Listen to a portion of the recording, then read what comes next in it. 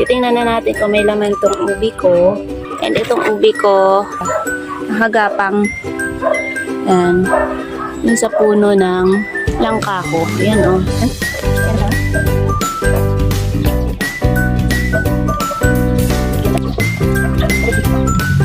Yan.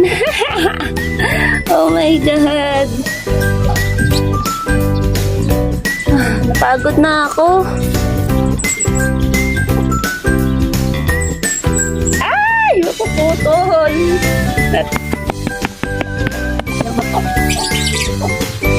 Yan. Ah! Yan. My God. Ayan oh. Ah! So, ito na ang aking hinukay ng almost siguro kalahating oras. So, grabe to.